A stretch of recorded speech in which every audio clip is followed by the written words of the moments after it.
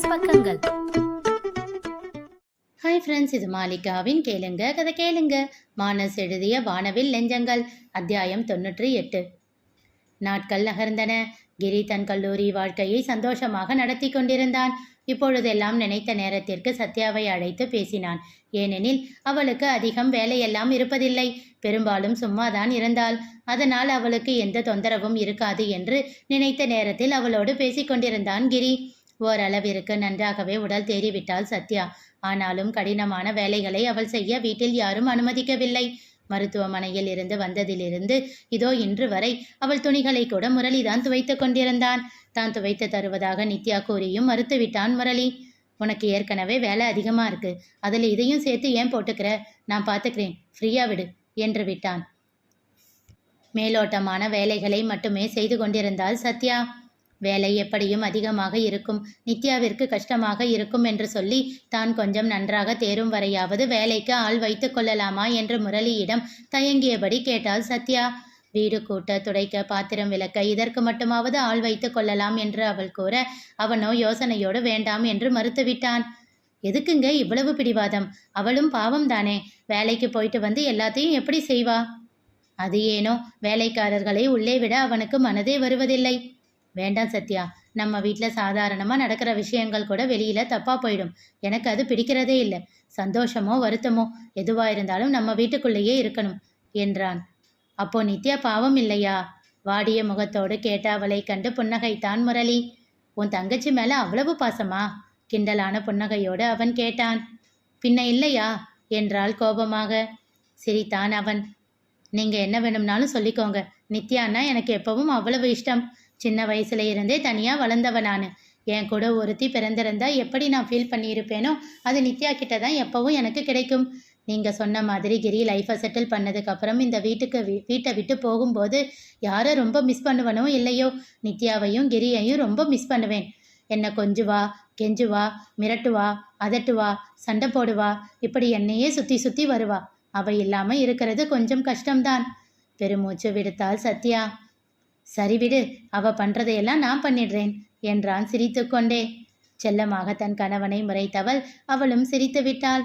இருவரும் தோட்டத்தில் அமர்ந்து பேசிக்கொண்டிருக்க அவர்களுக்கு காஃபி எடுத்து வந்த நித்யா சத்யா கூறிய அனைத்தையும் கேட்டுவிட்டாள். அவள் கண்கள் கலங்கிவிட சட்டென்று அவசரமாக துடைத்து கொண்டு அவர்களிடம் வந்து காஃபியை நீட்டினாள்.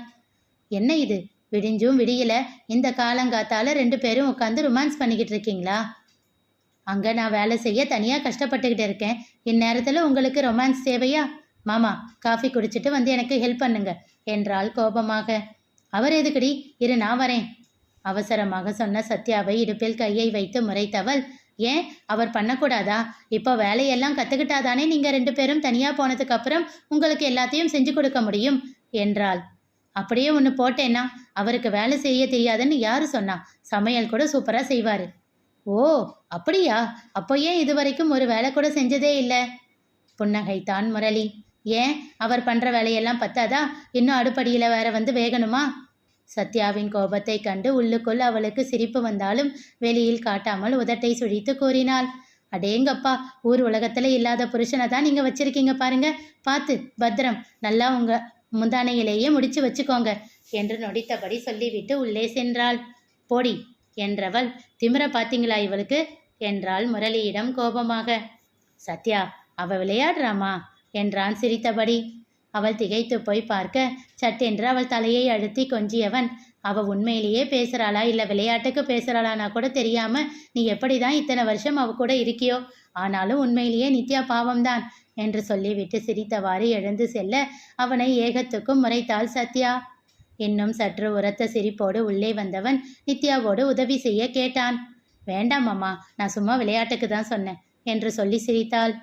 ஆனால் அன்று இரவே எல்லோரையும் அழைத்து பேசியவன் ஆளாளுக்கு ஒரு வேலை என்று பிரித்து கொடுத்து விட்டான். எதுக்கு மாமா, நானே பார்த்துக்கிறேனே என்று கூறிய நித்யாவை பார்வையாலேயே நிறுத்தியவன் தன் தம்பிகளிடம் திரும்பினான். ஏன், இந்த வீடு கூட்டுறது, துடைக்கிறது இதெல்லாம் பொண்ணுங்க மட்டும்தான் செய்யணுமா? நீங்க செய்ய மாட்டீங்களா?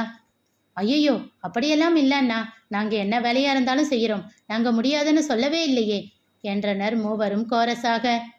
நவனிதா, சத்யா சரியாகிற வரைக்கும் இந்த விளையாட போறது, ஊர் சுத்த போறது எல்லாத்தையும் கொஞ்சம் குறைச்சிக்கோ.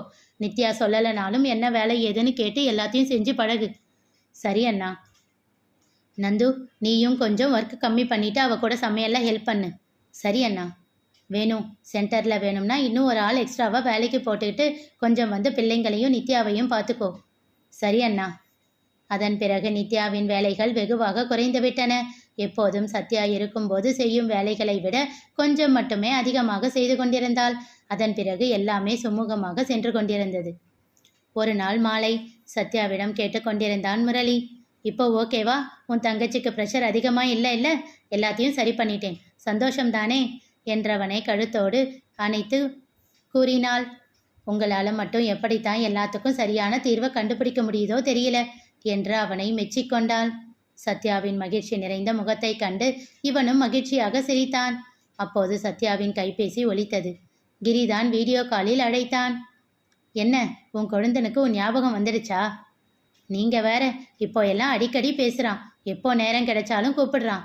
என்னடா, முன்ன 2 மாசம் இருந்தப்ப இப்படியெல்லாம் என்கிட்ட பேசலையே அப்படின்னு கேட்டா, அப்போ நீங்க வேலையா இருப்பீங்க, டிஸ்டர்ப் பண்ணக்கூடாதுன்னு கூப்பிடாம இருந்தேன், இப்போ வெட்டியா தானே இருக்கீங்க அப்படின்னு சொல்றான். எவ்வளவு திமிரு பாருங்க அவனுக்கு என்றாள் பொய்யான கோபத்தோடு. சிரித்து கொண்டே அவள் கையில் இருந்த செல்போனை வாங்கி அவன் அழைப்பை ஏற்றான் முரளி. சத்யாவை எதிர்பார்த்து அழைக்க திரையில் முரளி தெரிந்ததும் ஒரு நொடி திகைத்தான் கிரி. அண்ணி எங்க என்றான் வேகமாக. ஏன், அவகிட்ட மட்டும்தான் பேசுவியா? அப்படியெல்லாம் இல்லை அண்ணா, அண்ணி எங்க என்றான் மறுபடியும். அவளுக்கு கொஞ்சம் உடம்பு சரியில்லை, அதான் ரெஸ்ட் எடுத்துக்கிட்டு இருக்கா. ஐயோ, என்ன சொல்றீங்க? பதறினான் கிரி. மத்தியானம் கூட பேசினனே, எதுவுமே சொல்லலையே. ஏன், எல்லாத்தையும் உங்ககிட்ட சொல்லணுமா சார் என்றான் முரளி. அவன் கேட்ட தொனியிலேயே அவன் பொய் சொல்கிறான் என்று புரிந்து கொண்டவன் அவனை முறைத்தான். எதுக்கு பொய் சொல்றீங்க? பயந்துட்டேன் தெரியுமா கோபமாக கேட்டான். சிரித்தான் முரளி. ப்ளீஸ் அண்ணா, அண்ணியை காட்டுங்க. அவன் கெஞ்சலில் உருகி போன சத்யா, சும்மா இருங்க, எதுக்கு குழந்தை இப்படி பண்றீங்க என்று விட்டு தன் பக்கம் செல்போனை திருப்பி காட்டினாள். அவளை கண்டதும் அவன் இதழ் பெரியதாக விரிந்தது. அண்ணி என்றவன் அழுத்தமாக அவளுக்கு ஒரு பறக்கும் முத்தத்தை பரிசளித்தான். அதில் மகிழ்ந்து போனவள் அவளும் அவனை கிள்ளி முத்தம் வைத்தாள். மகிழ்ச்சியாக சிரித்தான் கிரி. ரொம்ப சந்தோஷப்பட்டுக்காதடா, இப்போதான் உன்னை திமிர் பிடிச்சவன்னு சொன்னான் என்றவனை முறைத்தாள் சத்யா. கிரி அவளை கோபமாக பார்க்க, சும்மா விளையாட்டுக்கு சொன்னேன்டா பையா, நான் உன்னை அப்படியெல்லாம் சொல்லுவேனா என்று அவனை கொஞ்ச ஆரம்பித்தாள். அதனை பார்த்து முரளி அடக்க மாட்டாமல் உரக்க சிரித்தான். இருவரும் பேசுவதை நிறுத்திவிட்டு மெய் மறந்து அவன் சிரிப்பதையே பார்த்து கொண்டு இருந்தனர். சிரிப்பதை நிறுத்திய பின் தான் இருவரும் தன்னையே பார்த்து கொண்டிருப்பதை உணர்ந்தவன், எதுக்கு இப்போ 2 பேரும் இப்படியே என்ன பார்த்துக்கிட்டு இருக்கீங்க என்றான். கிரி அவனுக்கும் ஒரு பறக்கும் முத்தத்தை கொடுக்க தலை சாய்த்து புன்னகையோடு அவனை பார்த்தான் முரளி. அதன் பிறகு மூவரும் சந்தோஷமாக பேசிக்கொண்டிருக்க தன் கல்லூரியில் விடுதியில் நடப்பதையெல்லாம் சொல்லி கொண்டிருந்தான் கிரி. அப்பொழுது அங்கே வந்த நிர்மல், டேய், நாங்க விளையாட போறோம், நீ வரலையா என்றான். இருங்கடா, நானும் வரேன் என்றான் கிரி.